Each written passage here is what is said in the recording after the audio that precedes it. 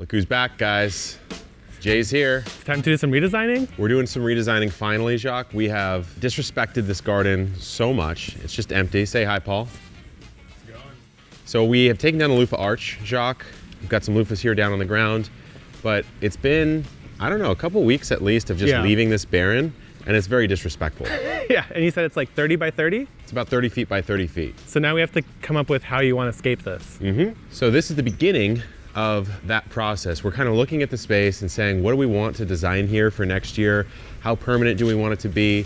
So we've just been riffing, and I said, let's bust the camera out and start bringing you guys through our thought process. Certainly no professional designers here, but we have some cool ideas, and we're gonna get at least part of this done today. Yeah, that's the plan. So I'm standing at the bottom left corner of this big backyard garden. We're keeping it an in-ground garden, but you can see the greenhouse is right over here, right? So it's really reasonable that I'd want to come out of the greenhouse and pop right into the garden with a tray of seedlings. So this area right here to me needs some kind of path.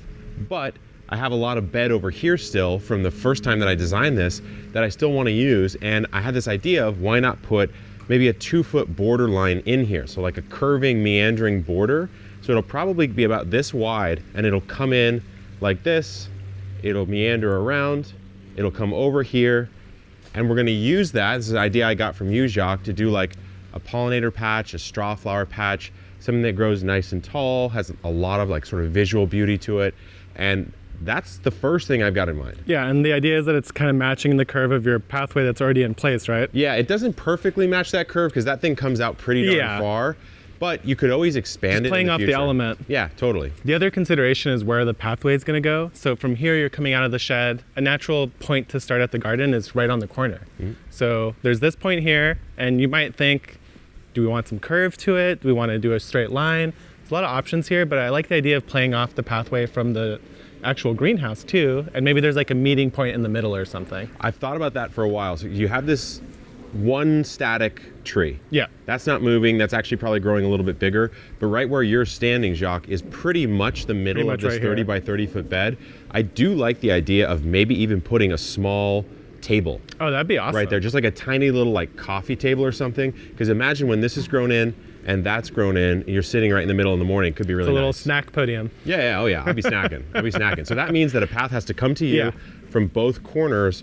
The question though is, where does it go after this? Yeah, I guess over here the only natural thing is to go around the tree, right? I think you have to, because you can't go on this side of the tree because it's going to grow basically into the greenhouse edge. And so we you want have a to come little around this buffer way. too, I guess, for the size of the tree. Yeah, we'll probably come out this way. This has to move.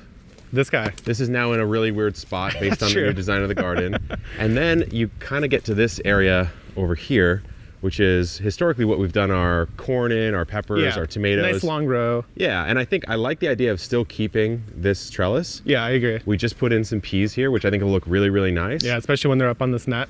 So I kind of like, imagine this triangular pathway coming, you got some sort of centerpiece right there. I kind of like it breaking into multiple paths from here. I agree, because when you come around this corner, it kind of straightens out naturally. Yeah. So maybe here you go back to straight line elements. Go back to maybe like a lined bed sort of structure. Yeah, I really You like come that. in this way. And if we want to, we don't have to do those long beds that we did before. True. We could do multiple smaller Break them up a little chunks bit. and just like have little stones or something that we kind of come through. That would look really nice. Oh, epiphany. We want to have some kind of like tunnel structure, right? So we had the loofah arch this year, which it was good, but I don't think it was long enough. It could have been a lot bigger. And so what we're probably going to do, I'll be honest, we used a AI tool to get some ideas, and it came up with a really weird sort of stick-style wooden trellis tunnel. So we might try something like that, and that actually could be in this part, or you might even say it could start one of the pathways. Oh, you know, you could build that would be cool. You could build it over a pathway, and we don't even have to do that today. No, you know, definitely not today. We're definitely not doing today. Okay, so we think we have a rough design. The next step is take a look at the soil. It's not looking great. We need to sort of prep and define these areas. Okay, step one is to define this border where we're going to put in the little perennial herbs and flowers. I'm going to hit with a broad fork because it is pretty tough right now. Okay, we broad forked it. I'm gonna come through with the tine rake and kind of shape it. Jacques' gonna get some compost. It's not very well defined right now, so that's really the goal, is define this edge, plant the edge, And from there, kind of like when I first put in the garden shed, when you're designing a whole landscape, define the edges, plant in, and you can kind of let the rest sort of take shape off of that edge. Jacques got a unique technique here. All right. What are we doing? Center on the hose, something nobody ever uses. Take that, put it on, watch that. Makes these little jets. Even on dry soil, it manages to get underneath. Now for comparison, let's hit him with that shower. Hit him with Watch the this, shower, watch show him the this. basics. This is if you're a basic gardener. See how the water is just pulling on top? Yep, not good. Eventually it'll just spill out. It'll fall over. Now hit him with that C, that center. Now that center. Ready? Yep. See, now it's getting in. Where'd it go? Almost looks like AI. It's just vanishing into the ground. Truly vanish into the ground. Look, pro tip.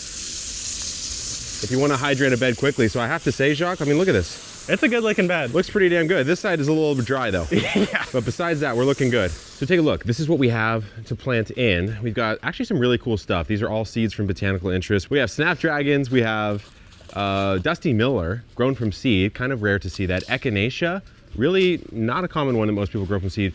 Pansies, Cape marigolds, lunaria, and some asters. So what I want to do is, because I want some growth right away in the fall, it's going to be kind of a warm fall winter here, is I'm just going to intersperse these throughout the bed while Jacques over there is doing a little research on some seed mixes that we actually custom mix at Botanical Interest. We'll kind of sprinkle those in. So what do you got, Jacques? So what I've decided is we have Made in the Shade. That's going to be over there where the shed is actually shading it. Oh, that's clever. So that section gets the most shade, so it makes sense to put it there. Then for this other section, I'm just going to intermix the precious pollinators and save the bees, just to bring some flowers. Now, some of these, as you can see, are sunflowers. It's not the right season. They just won't make it. The rest will make it, and it'll be totally fine. So that's the goal here. Not the best time. Spring is better, but they'll still definitely flower. Interrupting the bed build because I want to introduce you to the Dirty Dogs. This is the crew. Jacques, you all know. You don't know Ian as much yet, but you've been in a couple videos. Been in a few. He's our videographer, producer. Paul, garden hand. Charlie, media manager. So, collectively, we like to call ourselves the Dirty Dogs because we get dirty here at the homestead, and it's holidays. It so is. I got the Dirty Dogs a little treat. Oh. 1, 2. Oh, don't look, don't look. Okay, go, close your eyes. Close your eyes. Put your hands out. 1, 2. 1 sec, Charlie. Clean Charles. And- Oops. Realized he literally can't see that. How'd you drop it, Charlie? All right, let's go.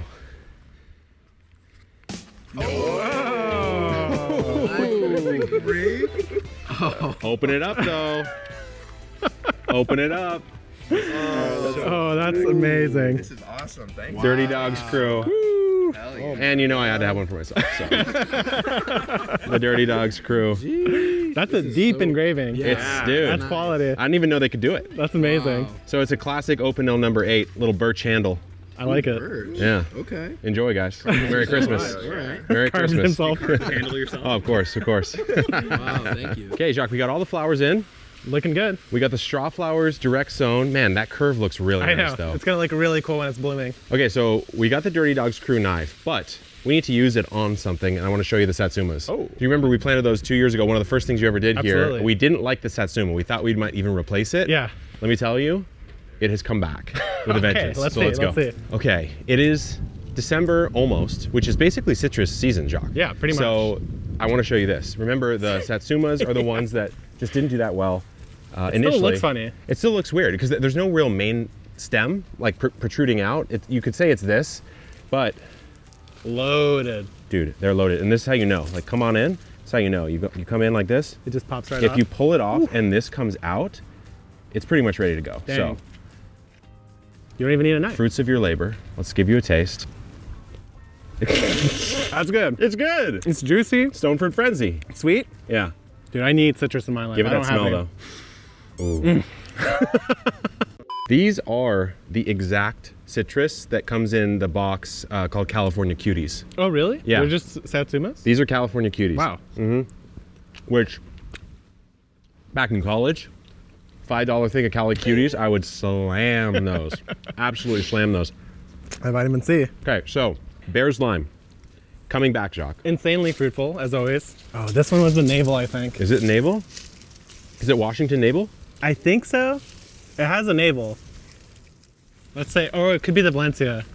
You know what? I'm really bad at ID on citrus. I'm not gonna lie. The golden boy, the forgotten son. Look at this. The way you brought this back, man, I have to give you props. Yeah, Like, it's loaded with papayas. You could And they're probably good, make too. a little green papaya salad maybe they're now. good looking. And the only thing we did is I added a ton of compost. Yep. And then just like threw a couple buckets of water on here. Well, you cut that off Yeah. too, and look, it's It even reset. saying even saying I want to come back. Easy. Really interesting plant. Yeah. The only other thing I wanted to try, Jacques, is seeing if there's another citrus down here we could eat. Oh, Maybe bust out the knife. wow. The grapefruit's almost there. I almost want to say that it is, but what about this guy here? Who is this one? These are a little green. We could try that, or we could try it. Yeah, there it is. All right, hit it with the dirty dog knife. Watch the thumb that's get sharp. sliced open again. Sharp. Ooh. Juices are flowing. Oh my God. Oh yeah. All right, let's bring it in the back and give it a taste. All right, let's see, Jacques. Cut myself I feel a like nice I need little to wedge cut here. a little wedge. Yeah, exactly. Dirty dogs only. It's a little green though. It is little green, but it smells absolutely delicious, and it's like, I don't even have to really squeeze it, and it's already like dripping juice there. It just reminds me of soccer, man. You bring the bag of look at the Yeah. rind to pulp ratio. It's very favorable. I'm actually gonna do a peel. It smells. Look at how that delicious. peel comes off. I tried It's that. one of those like and it thin peeled oranges just split on you. Yeah, I'm gonna give it a bite then. All right, I'm gonna give it a bite. How is it so sweet? That's very sweet. Yeah. Dude, honestly, I love oranges. I love them, dude. Hot take. I haven't had an orange in a while because I've mostly been having those satsumas. Well, it's still an orange, but you know what I mean? Like a pure ass That's orange. good. This is a cara. Really good. Oh, that's why it's so good. Mmm. The middle portion was like Damn. sugary. Damn. I need to get my citrus game going. I want to say it needs about another couple of weeks to have that pulp, sort of that fiber kind of get filled with a little bit more juice, but it's still quite nice. It's still very quite nice. nice. So guys, we finally began the remodel of the backyard. I think you're going to be really pleased by the way it looks this year. I'm putting a lot more effort and time into the aesthetic, design, beauty of it. I respect it. So thanks for watching, guys. Good luck in the garden and keep on growing.